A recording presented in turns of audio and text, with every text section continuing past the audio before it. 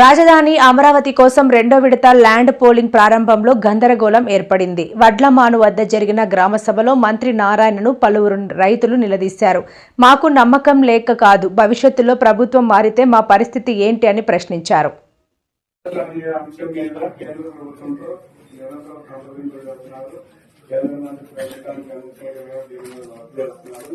రాజధాని ఇక్కడే ఉంటుందని అంశాన్ని ఢిల్లీ గోపాల్లో ప్రయత్నం చేస్తున్నారు. హోమ్ మినిస్టర్ గారి దగ్గర ఉందని మొన్న ఒక శ్రీమాన్ కమిటీతో చెప్పారు. రాజధాని కట్టబాటు లేకపోతే నైన్లాండ్ వంశం లేకపోతే ఓట్ల కేంద్రం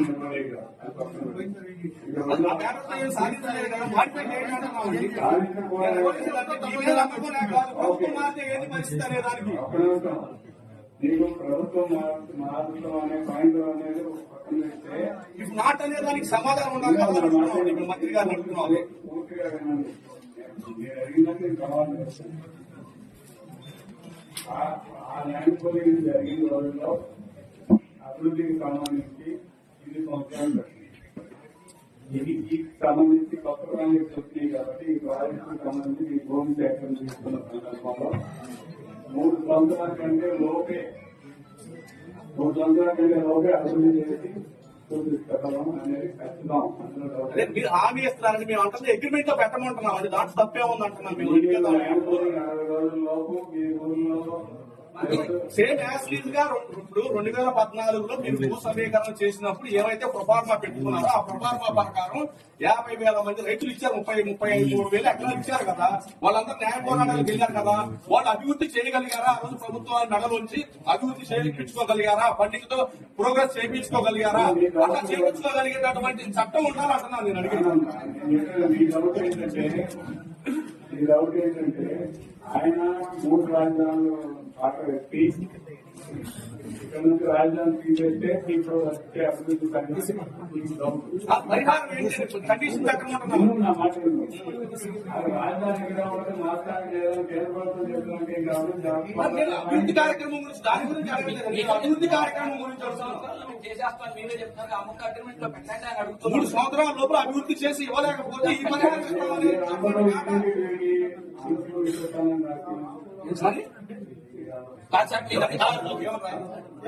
3 సంవత్సరాల లోపు అభివృద్ధి చేస్తామని నేను కూడా రిక్వెస్ట్ చేస్తాను. ఇది కూడా నాకు హామీ ఇవ్వండి. కండిషన్స్ యాక్సెప్ట్ అయితేనే కదా.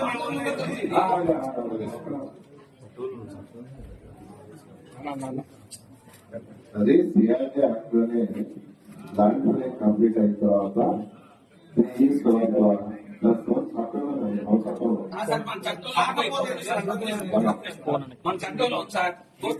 వచ్చినాక మళ్ళీ దాని మీద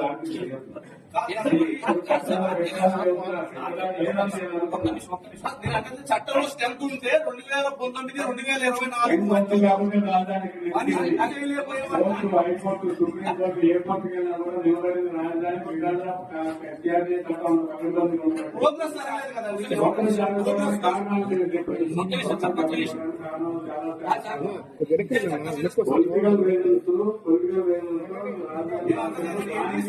ప్రభుత్వం మేము అనేది ఏంటంటే ఎనీ సర్కమ్స్టెన్సెస్ వర్క్ డిలే అయిపోతే ఈ పరిహారం ఇస్తామని చెప్పేసి అగ్రిమెంట్ లో పెట్టండి. మీరు 3 సంవత్సరాలు అభివృద్ధి చేసి ఇస్తామన్నారు. 4 సంవత్సరాలు తీసుకొని 4 సంవత్సరాలు అభివృద్ధి చేయలేకపోతే పరిహారం పెట్టండి, పరిహారం పెట్టండి.